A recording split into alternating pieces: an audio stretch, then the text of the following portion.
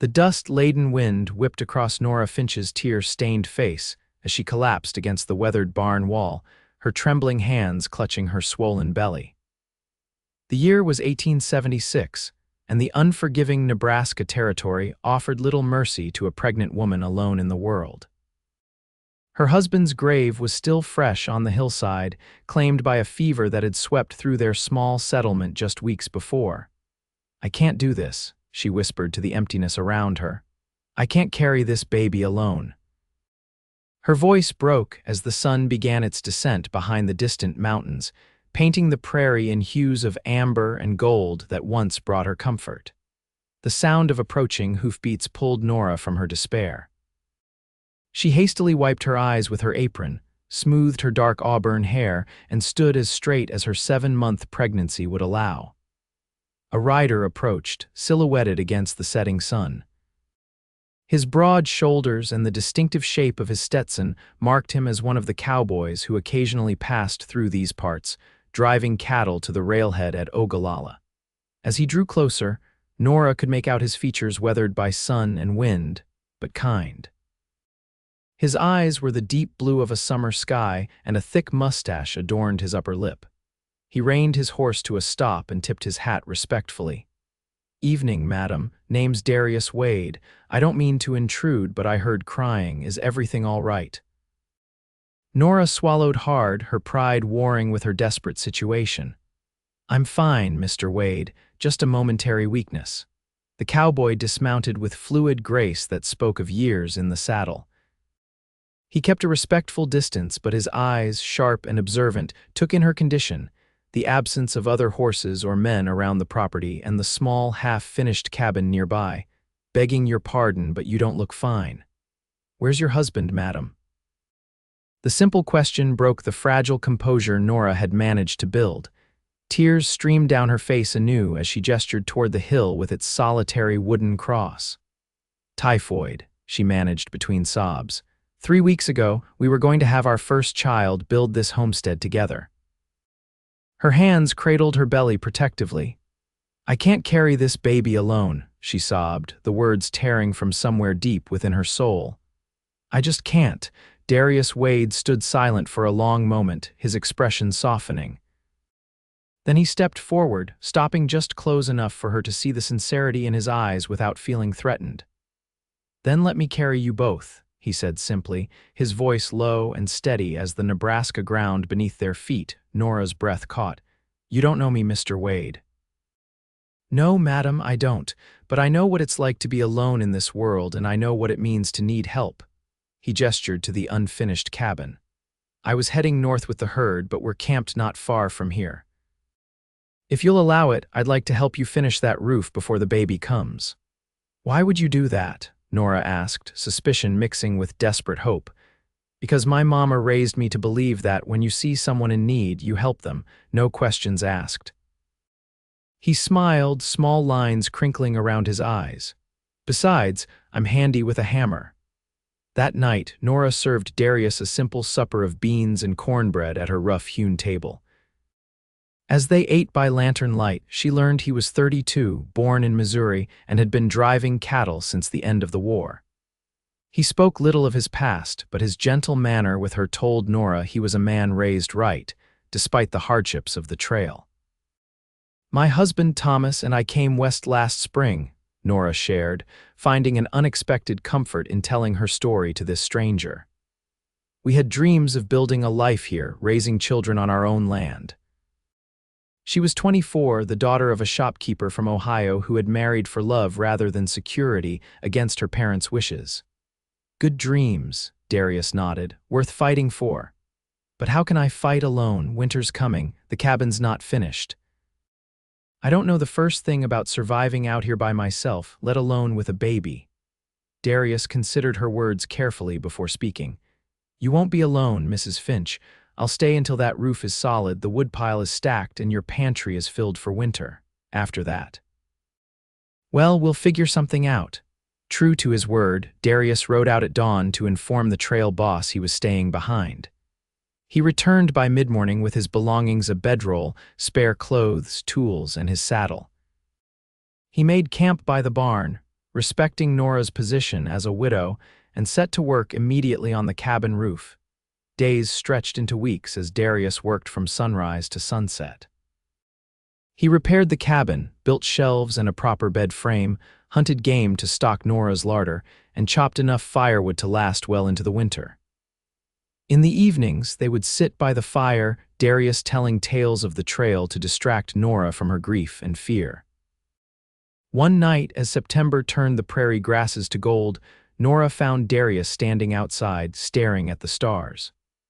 The moonlight silvered his profile, and for the first time, she allowed herself to see him not just as her savior, but as a man. "Your herd must be far north by now," she said quietly, pulling her shawl tighter around her shoulders. Darius nodded without turning. "Probably crossing into Wyoming territory. Don't you miss it? The open trail, the freedom," he turned then, his eyes finding hers in the darkness. "Freedom's a funny thing, Mrs. Finch. Sometimes what looks like freedom is just another word for having nowhere to belong." The baby kicked then, strong enough for Nora to gasp and place her hand on her belly. Without thinking, she reached for Darius's hand and placed it where the child moved. His eyes widened in wonder as he felt the life beneath his palm. "That's something worth belonging to," he whispered. The moment stretched between them, filled with unspoken possibilities, until Nora gently withdrew her hand and bid him good night. October brought colder nights and the first dusting of snow. Nora's time grew nearer, and Darius made a trip to the nearest settlement, returning with an older woman named Mrs. Caldwell who had experience as a midwife. "You've done well by her, Mrs. Caldwell told Darius privately after examining Nora, "but she'll need proper care when the baby comes. I'll stay until then." The woman's presence brought a sense of normalcy to their unusual arrangement. She taught Nora what to expect during childbirth and helped prepare the small cabin for the baby's arrival. Meanwhile, Darius finished building a small corral for Nora's milk cow and 2 goats, ensuring she would have fresh milk through the winter. One evening, as the 3 sat around the table, Mrs. Caldwell fixed Darius with a direct gaze. "What are your intentions toward Mrs. Finch, Mr. Wade?" The question hung in the air like frost. Nora felt her cheeks grow hot as Darius carefully set down his coffee cup. "My intentions are to see her and her child safely through winter," he replied evenly. "Beyond that, it's not my place to presume." Mrs. Caldwell hummed noncommittally. "A woman alone with a child is vulnerable in these parts. People talk." "I'm well aware of how people talk," Nora said, finding her voice. "But Mr. Wade has been nothing but honorable. He sleeps in the barn and has never once overstepped." "That may be, child, but winter's long out here, and spring brings its own challenges for a homesteader." Later that night, after Mrs. Caldwell retired to the small alcove Darius had built for her, Nora found him sitting by the fire, whittling a small piece of wood. "What are you making?" she asked, easing her heavy body into the chair opposite him. "A cradle," he admitted. "Every baby needs a proper place to sleep." Nora watched his hands, strong and capable, as they shaped the wood with surprising delicacy. "Darius," she said softly, using his given name for the first time, "what will you do when winter ends?" His hands stilled. "That depends." "On what?" "On whether there's a reason for me to stay." The words hung between them, weighted with meaning. Nora felt her heart quicken. "Mrs. Caldwell is right about one thing," she said carefully. "I can't run this homestead alone, not with a baby. I've been thinking." "Yes." His voice was barely above a whisper. "There are practical arrangements, partnerships of convenience." Nora struggled to find the right words. "2 people can survive better than 1 out here." Darius set down his carving and looked directly at her. "Is that what you want, Nora?" "A practical arrangement. I don't know what I want," she admitted. "Thomas has been gone barely 2 months. I still wear his ring, still feel married to him, and yet," she gestured helplessly, "yet here you are, carrying us both, just as you promised." "I'll stay as long as you need me," Darius said. "No strings attached, and if come spring you want me to ride on, I'll understand." Before Nora could respond, a sharp pain gripped her abdomen. Her face paled as she gripped the arms of her chair. "The baby," she gasped. "It's coming." The next hours passed in a blur of pain and fear for Nora. Mrs. Caldwell took charge, sending Darius for hot water and clean linens while she helped Nora to the bed. Outside, the wind picked up, bringing the first real snowstorm of the season. It howled around the cabin corners as Nora labored, her cries mingling with the storm's fury. Darius paced the small main room, wincing at each of Nora's screams.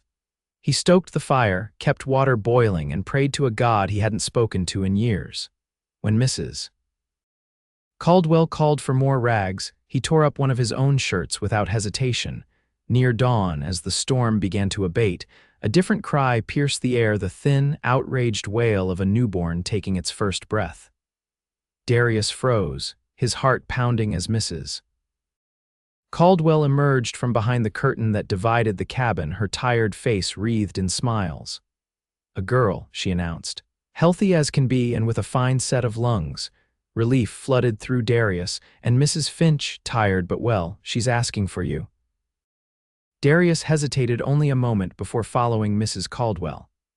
Behind the curtain, Nora lay propped against pillows, her face pale but radiant, a small bundle cradled in her arms. She looked up as he entered, and the smile she gave him stole his breath. "Darius," she said softly, "meet Sarah Finch." He approached cautiously and peered down at the tiny red face. The baby had a dusting of dark hair and a determined little chin. As he watched, she yawned and blinked, revealing eyes that would someday be as blue as her mother's. "She's beautiful," he said, his voice rough with emotion. "Just like her mother." Nora's eyes filled with tears. "I couldn't have done this without you." "Yes, you could have," he countered gently. "You're stronger than you know, Nora Finch." The days following Sarah's birth established a new rhythm in the small cabin. Mrs. Caldwell stayed for a week, teaching Nora how to care for her newborn and helping her regain her strength. Darius kept a respectful distance, attending to the animals and keeping the cabin supplied with wood and water. At night, he returned to his place in the barn, but during the day, he often found himself watching mother and child, a longing growing in his heart that he dared not name. The first heavy snows of November arrived just as Mrs. Caldwell departed, leaving Nora and Darius truly alone with baby Sarah. That evening, as they sat by the fire, the infant sleeping peacefully in the cradle Darius had finished, Nora asked the question that had been on her mind. "What was she like?" "Your wife?" Darius looked up, startled. "I've never been married, Nora. I just assumed." "A man your age, so good with children, you seem like someone who's had a family." He was quiet for so long Nora thought he might not answer. Finally, he spoke, his voice soft with memory. "There was someone once, back in Missouri before the war. Her name was Eliza." He stared into the fire.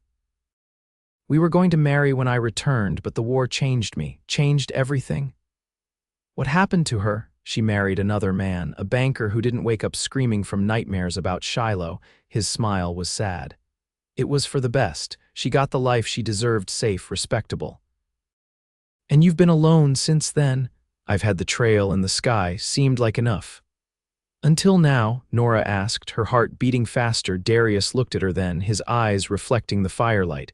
"Until now," he agreed quietly. Winter settled over the Nebraska prairie, blanketing the world in white. The short days were filled with the necessary tasks of survival, tending animals, preserving food, mending clothes, while the long nights were spent by the fire, talking or simply sitting in companionable silence while Sarah slept or nursed. Darius still slept in the barn, despite the bitter cold, honoring Nora's status as a widow. But as Christmas approached, Nora found herself wishing for more than just his presence during daylight hours. She missed the warmth of sharing a bed, the comfort of another body beside hers in the darkness. Yet loyalty to Thomas and uncertainty about her own feelings kept her from voicing these thoughts. One evening, as a particularly fierce blizzard raged outside, Nora insisted Darius sleep by the fire in the cabin. "You'll freeze to death in that barn tonight," she argued.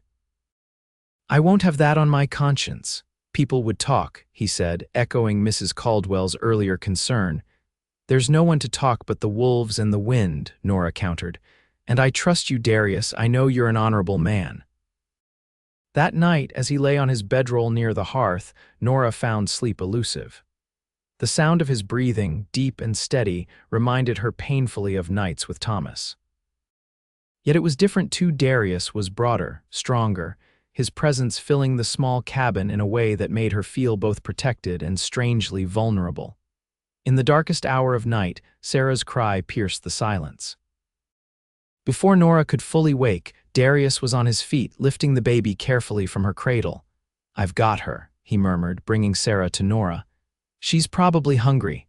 Nora took her daughter, aware of Darius turning away discreetly as she unbuttoned her nightgown to nurse. The simple consideration touched her deeply. "You'd make a good father, Darius," she said softly. He paused, his back still to her. "I'd like to be someday, if I found the right woman willing to take a chance on an old cowboy." "You're hardly old," Nora replied. "And any woman would be fortunate to have you." Christmas morning dawned clear and cold. Nora woke to find Darius already up, the fire blazing cheerfully and a small package wrapped in brown paper sitting on the table.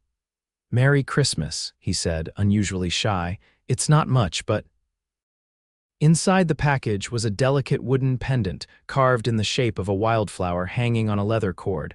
The craftsmanship was exquisite, revealing hours of careful work. "It's beautiful," Nora whispered, tears pricking her eyes. "When did you make this?" "Evenings in the barn." "I wanted you to have something." He trailed off, then smiled. "Something just for you, not for the mother or the widow or the homesteader, just for Nora." Impulsively, she rose on tiptoes and kissed his cheek.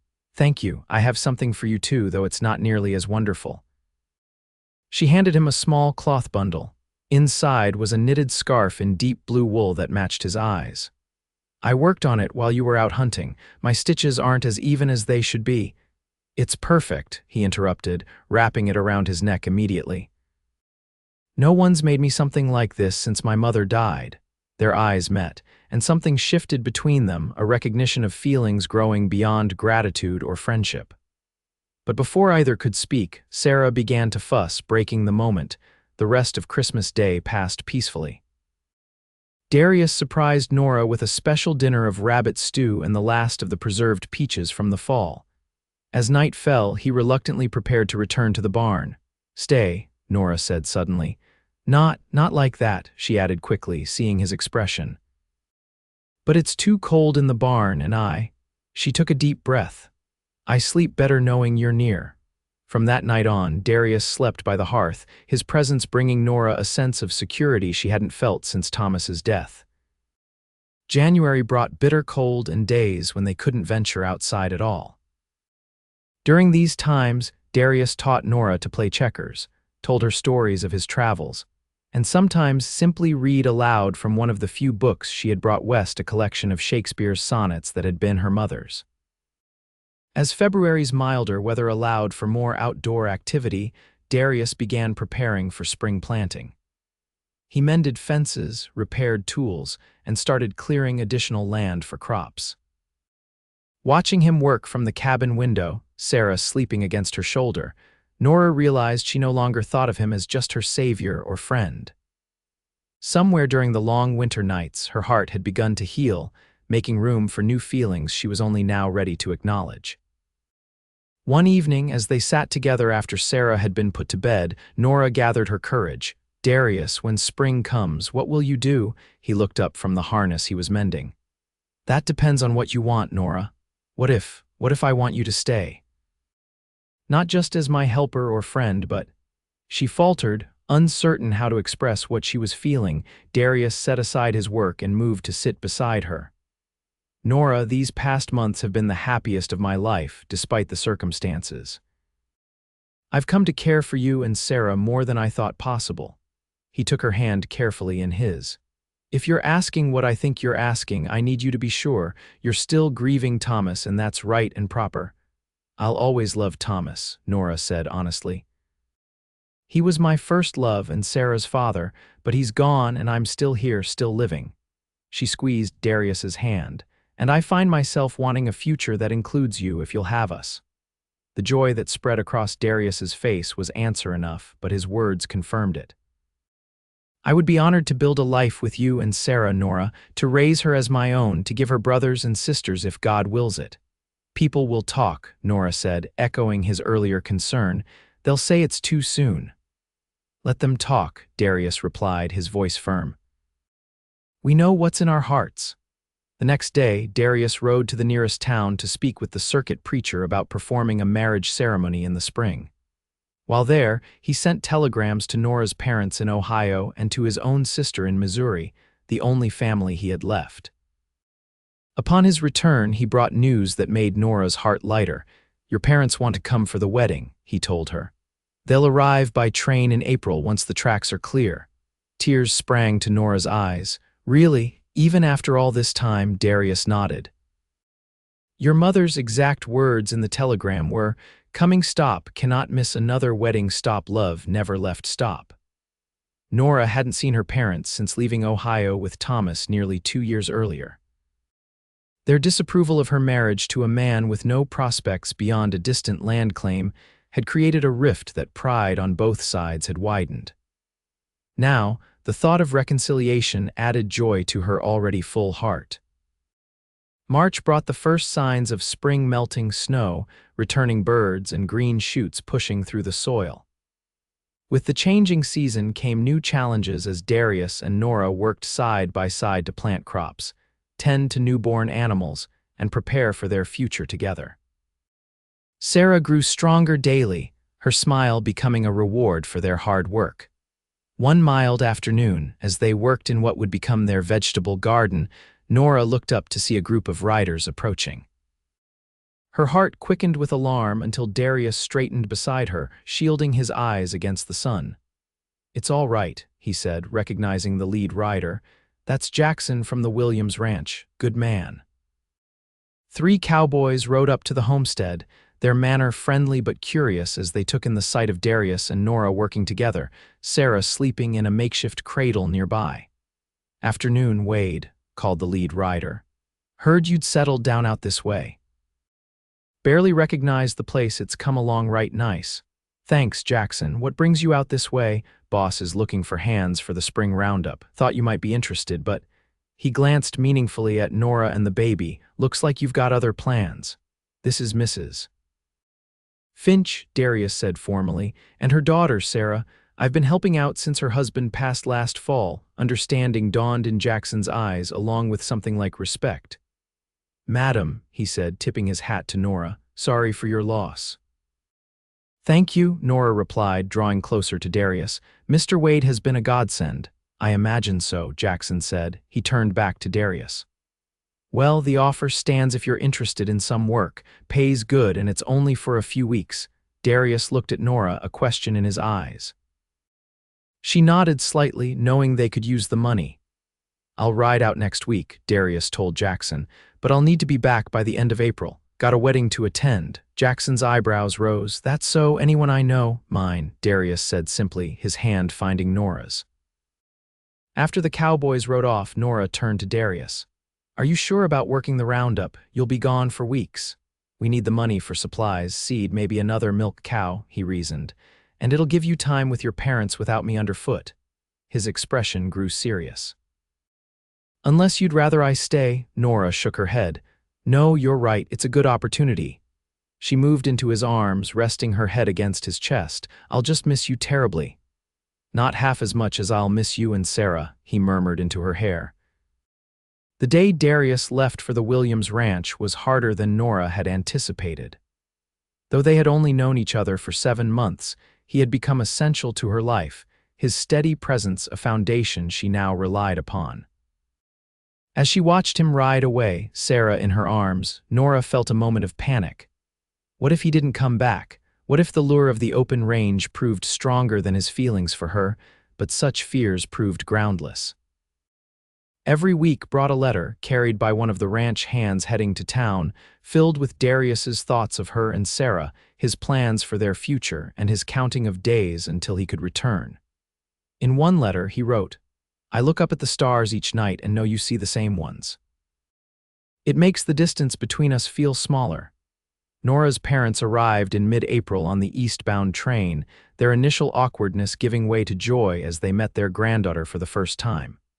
Thomas Finch, SR, wept openly as he held Sarah, seeing his son's features in her tiny face. Mary Finch, Nora's mother, embraced her daughter with a fierceness that spoke of regrets and reconciliation.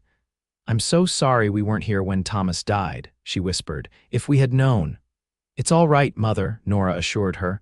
"Darius was here when I needed someone most." Over the following days, Nora told her parents the full story of Darius's arrival and their growing love. While initially concerned about the speed of the relationship, they could not deny the evidence of Darius's character visible all around them in the well-built cabin, the thriving farm, and the light in their daughter's eyes when she spoke of him. "He sounds like a good man," Thomas Sr. conceded. "And God knows you need one out here." "He's more than good, Father," Nora said. "He's extraordinary." 2 days before the wedding, Darius returned as promised, riding in just before sunset. Nora ran to meet him, Sarah in her arms, her heart full to bursting at the sight of him. He dismounted in one fluid movement and gathered them both in an embrace that spoke volumes about how much he had missed them. That evening, after Sarah was asleep, Darius sat with Nora and her parents at the kitchen table, answering Thomas Sr.'s questions about his background, his plans for the farm, and his intentions toward Nora and Sarah. "I love your daughter, sir," Darius said finally. "And I'll spend the rest of my life making sure she never regrets choosing me." Thomas Sr. nodded slowly. "My son was a good man, hot-headed sometimes, full of dreams without always thinking them through, but he loved Nora true." "Yes, sir, he did. And I won't try to replace him in her heart or Sarah's memory, but I'll give them everything I have, everything I am." Mary Finch wiped a tear from her eye. "That's all any parent could ask for their child, Mr. Wade." The wedding took place on a perfect spring day, with wildflowers blooming across the prairie and a gentle breeze carrying the scent of new growth.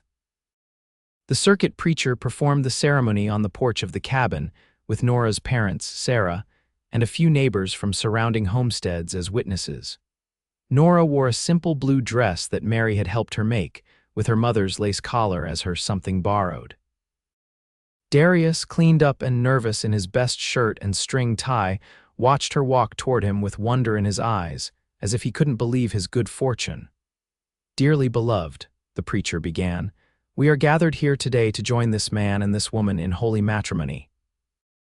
As they exchanged vows, Nora thought of the journey that had brought them to this moment, from her deepest despair to this new beginning. When Darius slipped a simple gold band onto her finger, his hand steady and sure, she knew with certainty that this was right, that Thomas would approve of the man who had carried her and Sarah through their darkest days.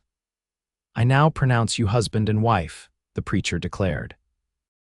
"What God has joined together, let no man put asunder."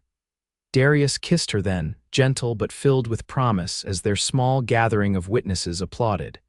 Sarah, in her grandmother's arms, gurgled happily, as if giving her own blessing to the union. The celebration afterward was simple but joyful, a feast prepared by Mary and the neighboring women, music from a fiddle played by one of the local farmers, and dancing under the stars as night fell. When Nora's father led her in a dance, he whispered, "You've found a good man, daughter. Your mother and I can go back to Ohio with easy hearts, knowing you're well cared for." Later, as Nora and Darius stood alone on the porch, her parents having taken Sarah inside to give the newlyweds a moment of privacy, he took both her hands in his. "I meant what I said in my vows, Nora Wade," he said, her new name sounding right on his lips. "I'll spend every day making sure you never regret the day I rode up to your barn." "I could never regret that day," she assured him. "It was the day my life began again." Inside the cabin, now rearranged to give her parents the small alcove for the night while Sarah slept in her cradle near them, Darius and Nora faced each other in the privacy of the main room, suddenly shy despite the months they had lived under the same roof. "I've dreamed of this night," Darius admitted softly, "of being your husband in truth." "As have I," Nora whispered back, stepping into his embrace. Their first night as husband and wife was tender and reverent, a discovery of each other that left them both wondering how they had waited so long. In the quiet aftermath, as Nora lay in Darius's arms, she felt a sense of homecoming that transcended the physical place around them. "Thank you," she murmured against his chest. "For what?" "For carrying us when we couldn't carry ourselves, for staying, for loving us." Darius tightened his arms around her. "You and Sarah are my life now. Everything I do for you both." Nora's parents stayed for 2 weeks after the wedding, helping with spring planting and spending precious time with their granddaughter. When it came time for them to leave, the parting was bittersweet but without the anger and hurt that had marked their last goodbye. "You'll come visit us in Ohio someday," Mary insisted, hugging Nora tightly. "And bring this beautiful granddaughter of mine so she can know her Eastern family too." "We will, Mother," Nora promised. "And you'll come back next year to meet her new brother or sister." Mary's eyes widened. "Already?" Nora laughed. "No, not yet, but someday Darius wants a big family." "He's a good father to Sarah," Thomas Sr. observed, watching Darius show the baby a butterfly that had landed on a nearby flower. "Your Thomas would approve." "I believe he would," Nora agreed. "He wanted Sarah to be raised with love, and she will be."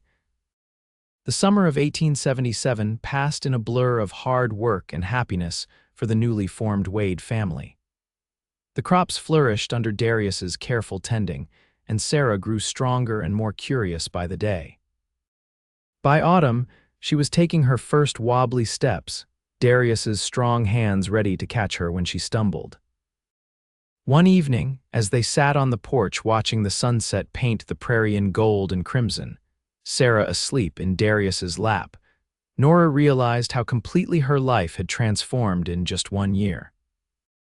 From the depths of despair to this perfect contentment, from believing she couldn't carry her burden alone to finding someone who insisted on carrying both her and her child. "What are you thinking about so seriously?" Darius asked, noticing her contemplative expression. "About last fall."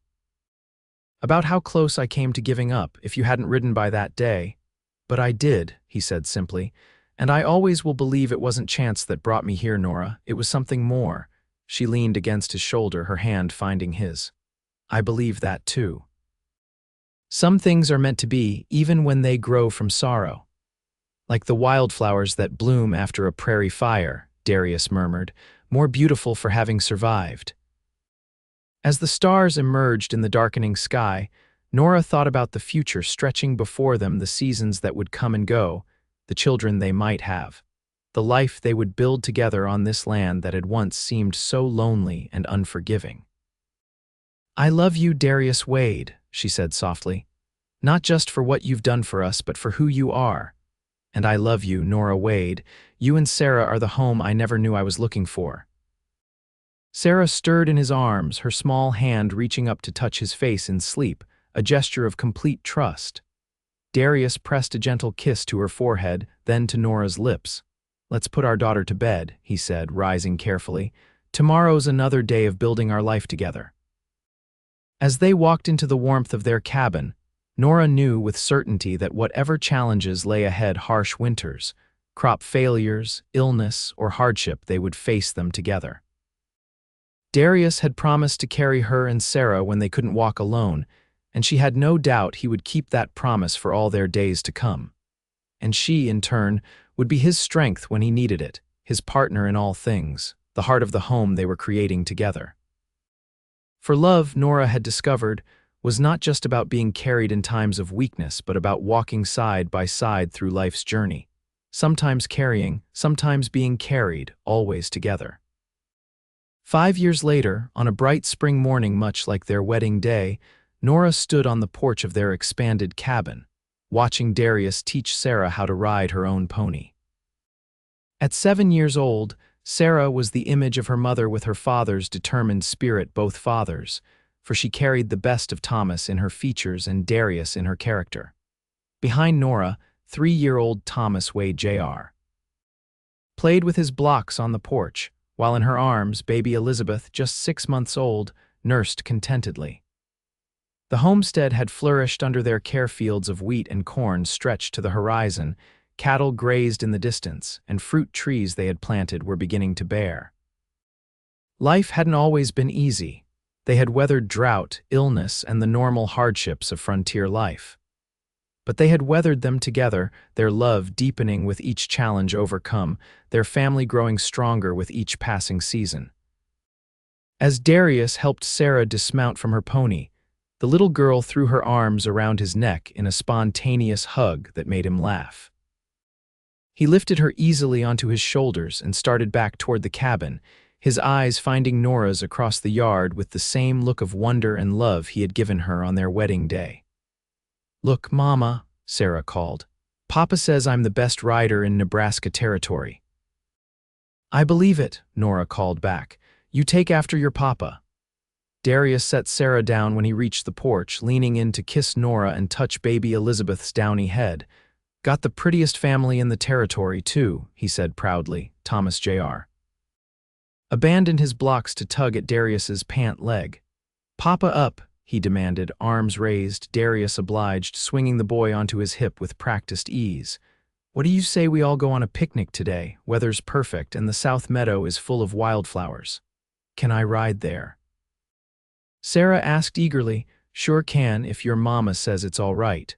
All eyes turned to Nora, who pretended to consider the request seriously before breaking into a smile.